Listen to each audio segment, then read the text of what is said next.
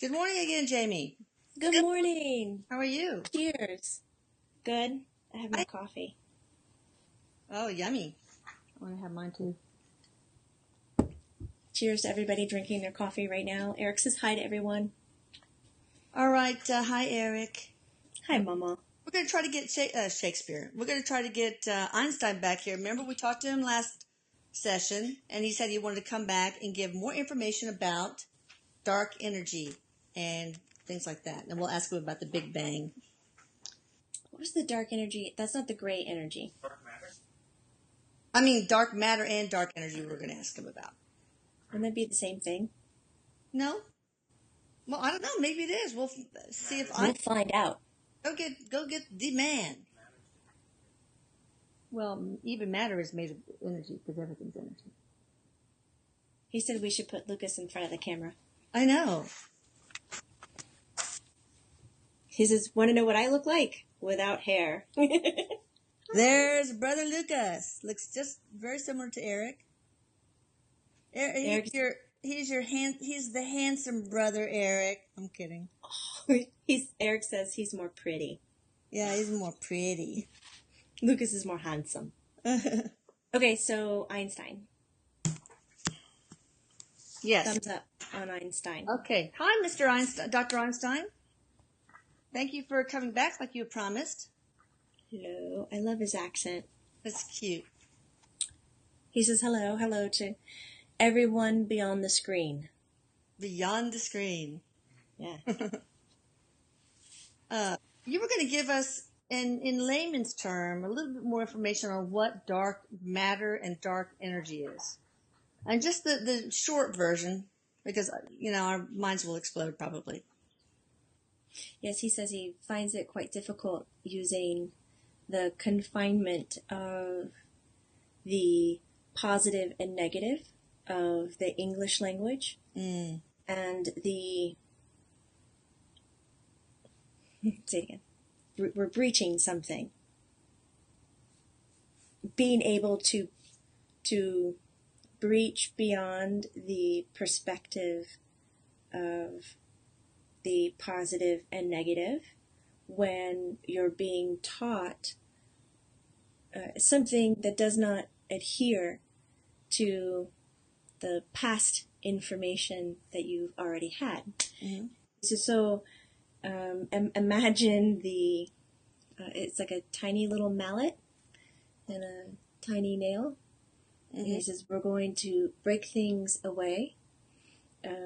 Though he doesn't see what great use it'll provide for the human experience, but it provides a great use for the experience you have beyond this one. I love his accent. It's so hard not to say dis or anyways. Oh, that's so cute. Dis. I fall for accents. Ditto. Oh. Ditto. As we both married foreign men. So he says, as we continue to talk, it may sound as if like a child's story. Okay, that's good. Do child. Yeah. Very imaginative. Mm-hmm. Instead of discussing direct points, because, again, he doesn't see how this will enhance a human experience. Okay. He said it is like saying to the hamster in the ball. Is that for... I'm so going to remember this moment, as Einstein says, to the hamster in the ball. Mm-hmm. This is your world. Here are your parameters. But go explore the room, because he can never feel the carpet. He can never touch the floor. He cannot tell the texture of the wall because he's in his world. Much like human experience, you are put in the ball, and here are your parameters. If you were to break beyond these parameters, you would no longer need to be the hamster. You would no longer need to be the person. Mm-hmm. Good, we understand. He puts his hands up. Good. Good, we understand. Continue, he says. All right, so can you tell me what dark matter is? No, I don't know what that is. talk lighter. No, wait. See, that didn't make sense. You had questions that led up to dark matter. Okay, well, I don't know what they... He shows me some progression of question. All right. Well, atoms, or maybe it was electrons. I heard that they're tiny black holes. Is that true? Maybe that relates to... I think this is what he's suggesting, because he's answering. He's saying yes. What the electrons, or all the particles in an atom, or the atom as a whole? No, not the atom as a whole. We're talking about sandwiches? Oh boy. Another reason for me to be hungry now. Yeah. Let's talk about session. The atom as a whole has different elements in it, just like the sandwich does. Okay. Oh, okay. The bread, the cheese, the ham, the lettuce, tomato. So we have positive and negative charged particles. We have all these other elements in the atom. So if we simplify and we specifically, look at the cheese and the sandwich, Mm-hmm. and we look at the electrons, we will find as you get closer that they are indeed another type of sandwich. Oh. That is not the most basic Right. part, as cheese is not. Cheese has dairy, it needs time, it needs, he's showing me the whipping motion, it needs, I don't know that word. It's not conflict. Anyways, you have to whip whatever. Right. Eric, quit. Sit down. So when we look at the electron, there are other smaller elements in it, as well as, he's calling it the blackness. You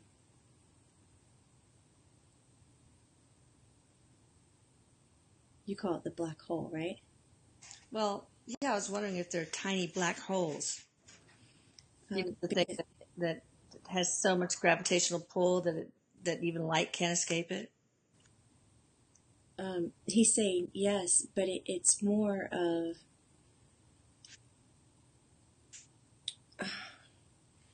flat, two-dimensional.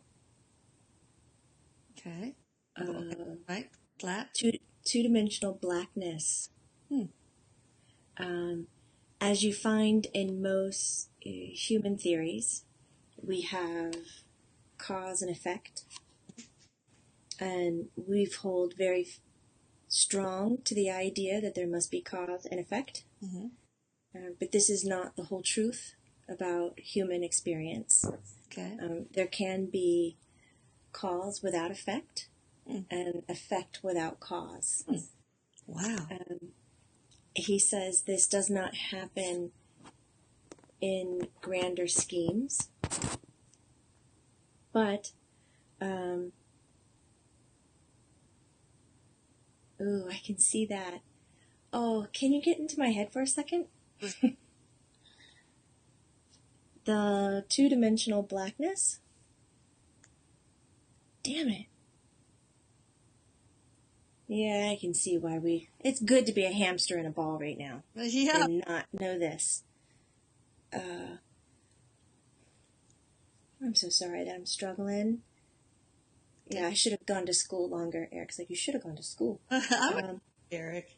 The blackness, life and all energy, is part of one string. Everything you see, experience, smell, touch, feel, not feel, is part of one string. So when we simplify and get into the microcosmic world that we are all a part of, you will notice there are more windows on this string than there are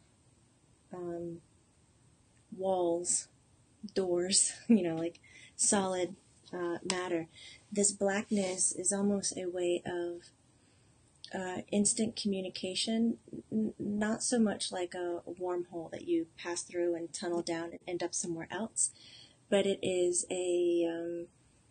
humans like to do measurements to understand where they are in time and space. We do it constantly to stay upright. Mm-hmm. We do it constantly to find our balance. Mm-hmm. We do it constantly in relationships. And some of you do it constantly with budgets. And he laughs. That was funny. That was his joke. When we use our microcosmic world, we are using it in ways that we don't understand, and in ways that we're not driving from our head, from our thoughts, our needs. But it is a way to communicate to the whole string at once, and to be a part of that unity or all that is. Though you may never consciously in the human head be able to touch it, see it, taste it, hear it, that these five senses we've developed have fallen short, but the intuitiveness that we have inside this knowingness is very connected to this blackness. He just says it blackness. He won't do the black hole bit. This absorption of light is in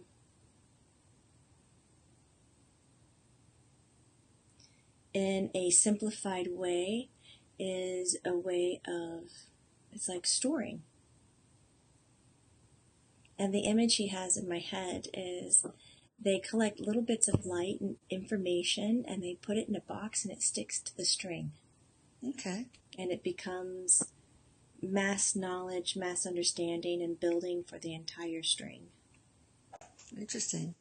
So what is... He said, oh, go ahead. Like he mentioned, he says, like I mentioned, it's as if we tell a children's story. Mm-hmm. You know, it doesn't make much sense because we can't manipulate it. We can't use it to meet our needs. Mm-hmm. It's just what is. He's quiet. Go ahead, do it. So what is dark matter and dark energy then? Is that the blackness? Are they both the blackness that you talk about? He's saying yes. Are they the same? Dark matter is the same as dark energy, or are they different in some way? She said, as you so intelligently said before, all matter is made of energy. Mm-hmm.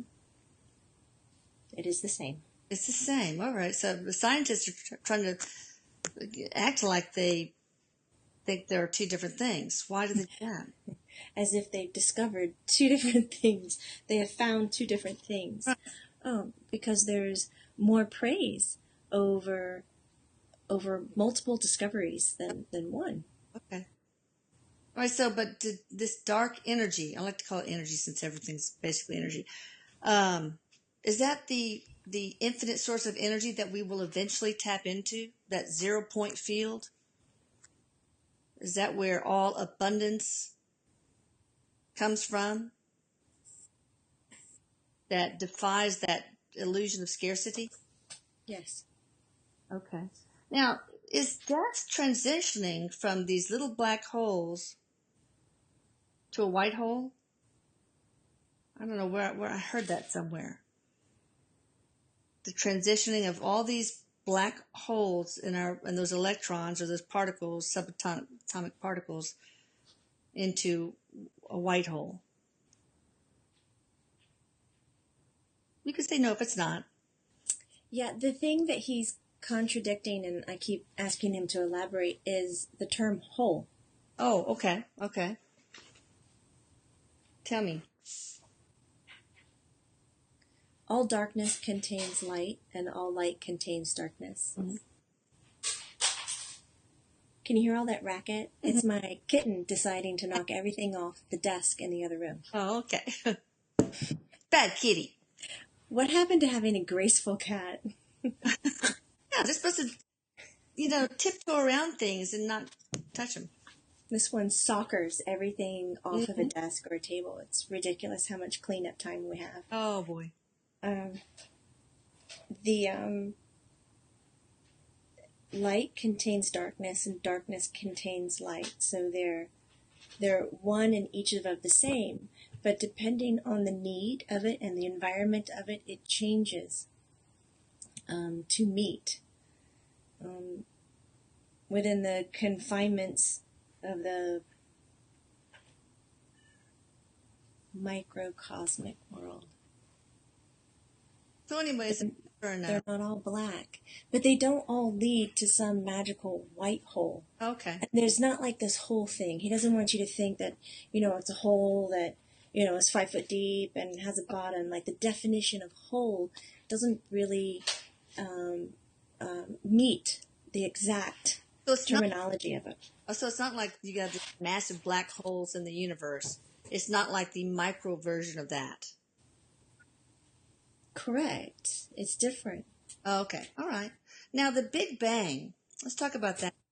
I don't, is that how reality was created? No, reality existed before Big Bang. Reality has always existed, right? Since there's no time, no linear time. Correct. He says, are you asking about consciousness instead of reality? I don't know. We could talk about that too. That's a cool idea. Well, I'll read off some of the things that I want to ask as we close. The nature of reality. I want to talk about that. Is reality a 3D projection of our thoughts, for example? What is reality made of? What does it have to do with the string theory? And how does reality relate to beliefs? And so on. That's about it. But we can start out talking about the Big Bang. What did it do? The Big Bang put the universe into shape. Okay, it started our particular universe. Yes. Okay, all right. But consciousness extended beyond that. Reality extended beyond. When he's saying beyond, he's meaning before. Before, okay. Not beyond on both, going backwards and forwards, probably. Yes. So he's saying that the birth of the universe is not necessarily the birth of consciousness. Okay. So it's the birth of human life as you know it. Okay, human. Yes. Okay. But it's not the birth of soul as you know it. Okay, because the soul has always existed. Yes. Okay. Are you saying that human consciousness had a beginning? For the way the human body is designed on Earth, yes. Okay, so basically this massive, collective, all that is sentient, self-aware energy, this consciousness, existed always. Always, right, because he's kind of talking like the human body is an antenna. And so this new brand of antenna was designed at the Big Bang, and it was allowed to come to fruition, but the signal has always been there. Okay. And so this tendrils of that massive, all that is collective consciousness goes into human bodies, and there's the human consciousness. Yes. All right. Now, what is reality? What is the nature of reality?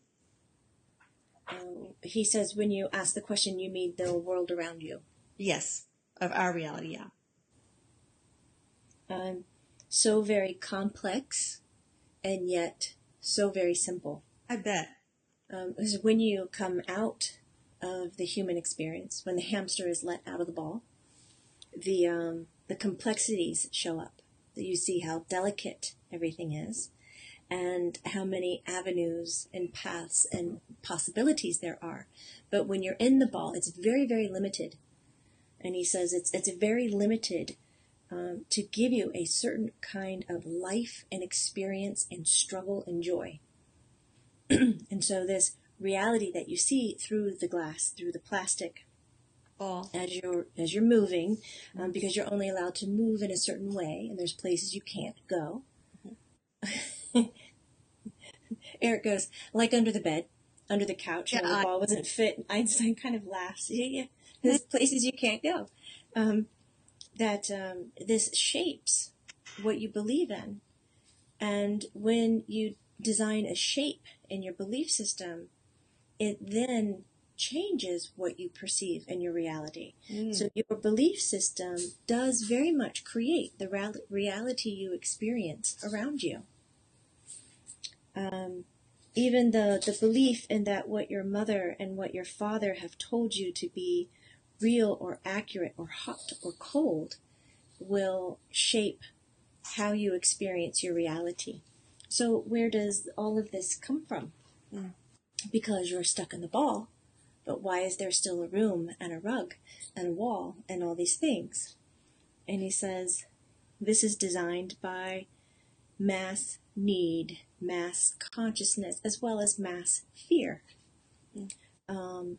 All this energy that is created by thought and emotion creates, it moves as such it is needed. I don't know if that makes sense, but I think that's how he worded it. Okay.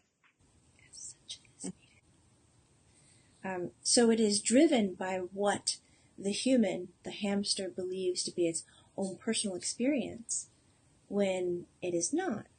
It's driven by the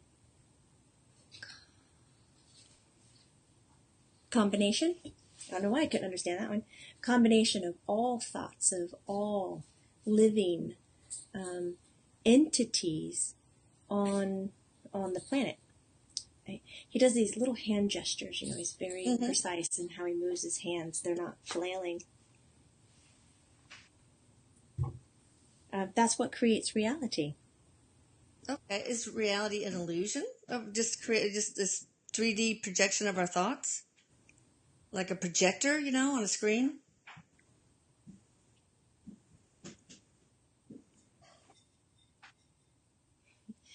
He says, I wish it were so, because I would believe this would be easiest to understand, just to relinquish and say, this is all an illusion. I would say what you know is all an illusion, but what you experience has truth. Oh, I see. Oh, well said. So we base, the hamster, the human, bases what they know to be the truth, to shape the belief, to shape the reality, and it provides inconsistencies. You can't scientifically test this because it's the wrong equation.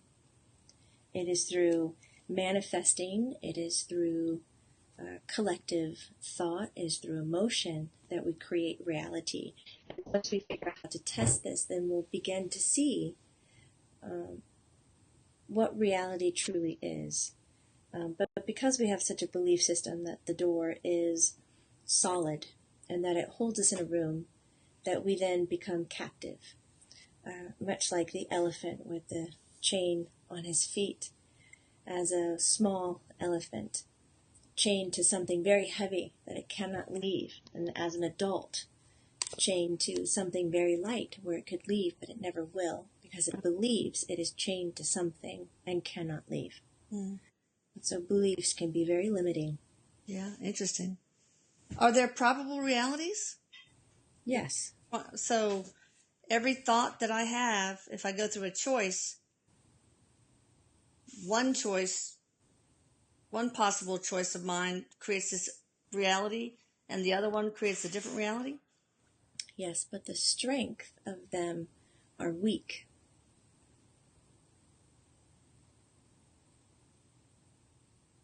He's giving me the image of a rocket. And all the flares that come off the rocket, or all the possibilities of the different ways you saw it, thought about it, wanted to react to it, could have reacted to it.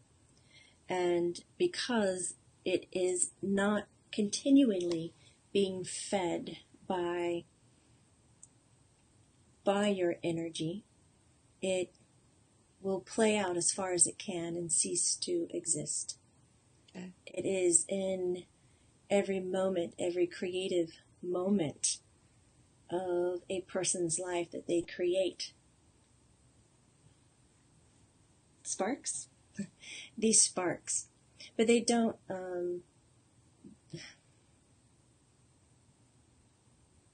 getting clarity, they don't parallel forever. They don't parallel so long. I got you. Some of them just sort of fade away, I guess. Well, just one last question and just make it really brief. How does reality, the nature of reality, relate to the string theory? Try to make that one brief. Oh, he says it is a good try at explaining the flexibility of energy and deconstructing the belief systems of time and distance. It shows that there is more possibility to reality than confinement. Ah. Okay. Oh, you're really stopping there? Is that short enough? That's perfect. Anything else you want to share? That he very much enjoyed being here. Oh, you just are such a great teacher. You actually made sense. And that's hard to do with this little old lady dwindling brain. So I appreciate that. Erik says the next book, The Little Old Lady, the Dead Boy, and the Blonde Girl. There we go. All right. I don't know about that. I think I'll pass. I gotta get through this one. He loves you so much. Erik, I love you very much, sweetie pie. I got through this hard time, October 6th was your death anniversary, and yesterday would be the day that we buried you, so it was really hard reliving those days, but it gets easier each year. I just wish you were here, He said, I love you. I love you too. All right, you guys, just be sure you like and subscribe and pay attention to the messages at the end of this video. I hope you enjoyed it. I sure did. Yay. Bye, Erik. Bye, Jamie. Bye, everybody. He said, bye, everybody. He says, I love you. Prank you later. And he will. Bye. Bye.